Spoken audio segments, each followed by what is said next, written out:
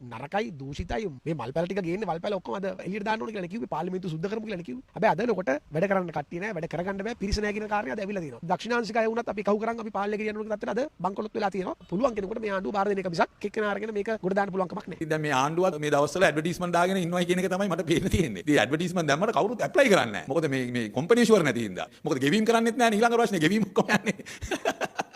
පක්ෂකාරයාලටනේ කොම්පැනියම වෙන කාට හරි දීලා යන්න වෙන තත්ත්වයක් තමයි මට නම් තියෙන්නේ. මල් පැලක් නෙමෙයි වල් පැලක් නෙමෙයි මේවා නිකන් නිදි කුඹ පැල බවට පත් වෙලා තිබෙනවා. පොඩ්ඩක් ඇත්ත ගමන් ඇති බුස් ගාලා නිවිලා යනවා. ජනාධිපතිතුමා කියනවා ඩීසල් 710ට ඒගොල්ලෝ ගත්තේ කියලා. 710ට ඩීසල් අරන් තියනවා කියලා කියන්නේ ඩීසල් බැරල් එකක් අරන් තියනවා $326ට 286ට නෙමෙයි 286 ඔය කියන්නේ ප්‍රීමියම් එක නැතුව. ඇයි ඒ තරම් අධික මිලකට ගත්තේ?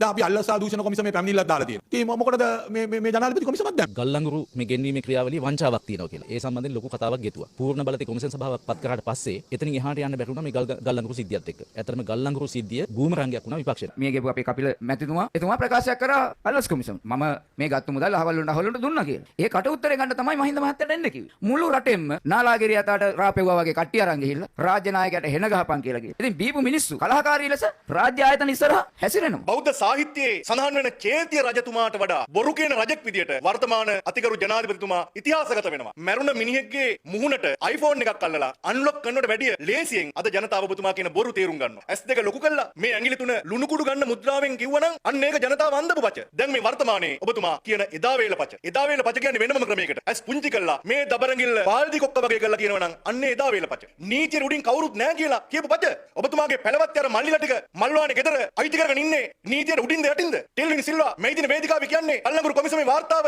මාස 3කින් එනකොට අපේ නිදහස් විපක්ෂය රිමාන්ඩ් කියලා කියන්නේ. ඒතකොට නීතියට උඩින්ද යටින්ද? තුමා මේවට උත්තර දෙන්න ඕන කරු ජනාධිපතිතුමනි. CCTV දර්ශන සම්බන්ධයෙන් අපි දෙකේ රෙකෝඩින් නැහැ කියලා කතාවක් දැන් කියවෙනවා.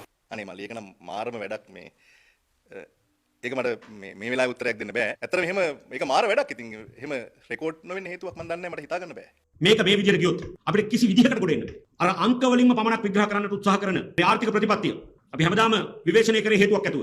අපි IMF සමග මෙම ඇති කරගත් ගනුදෙනුව පිළිබඳ සාධනීය විවේචනයක් කරේ මේ නිසා. අද ණය හිමියන් සතුටු කරන්නට පමණක් කටයුතු කරනවා මේ රටේ මිනිස්සු වේගයෙන් දුප්පත් වෙමින් පවතින. ඔහුගේ ජීවන මට්ටම බලා ඉඳදී පහත වැටෙමින් පවතිනවා. දැන් එක පැත්තකින් විදුලි බිල. සාමාන්‍ය රජයේ සේවකයෙක් මට දැන් ඊයේ කිව්වා ඔහුගේ වැටුප 78000යි විදුලි බිල 28500යි. දැන් මේක සරල උදාහරණයක්. මේ මිනිස්සු ජීවත් වෙන්නේ කොහොමද? අද හැමදාම කඩේට ගියාම අපි මිලදී ගන්නා බඩු දෛනිකව මිල වැඩි වෙලා. මොකද ඒකට පාලනය කිරීම සඳහා කිසිම වැඩ පිළිවෙලක් නැහැ. ඉතින් අපි මේ රටේ සුභසිද්ධිය සමෘද්ධිය ප්‍රාර්ථනා කරන දේශපාලන ව්‍යාපාරයක් හැටියට මේ රටේ තාරුණ්‍යයට මේ මව්බිමේ Tamante ඒ හිමි අයිතිය වෙනුවෙන් කැප වෙලා කටයුතු කරන දේශපාලන ව්‍යාපාරයක් හැටියට මහත්සේ සංවේගයට පත් වෙලා ඉන්නේ. මතු කරන ප්‍රශ්න අපි කරන යෝජනා මේ ආණ්ඩුව දකින්නෙම හුදු දේශපාලන සටන් පාට ප්‍රලාප ලෙස. මොකද උන්ගේ භාවිතය එහෙමයි. නමුත් අපි මේ කියන්නේ විද්‍යාත්මක කාරණයක්. සරල විද්‍යාත්මක කාරණයක්. ලංකාවේ ශුද්ධ ඩොලර් ආදායම අපේ ආනයන සහ අපනයන වලින් ලැබෙන ඩොලර් සහ වියදම් කරන්න තියෙන ඩොලර් අතර අගය මෙසේ ඍණ මට්ටමට පත් වෙන තත්වයක් තුල ආර්ථිකය කඩාවැටීම වළක්වන්නට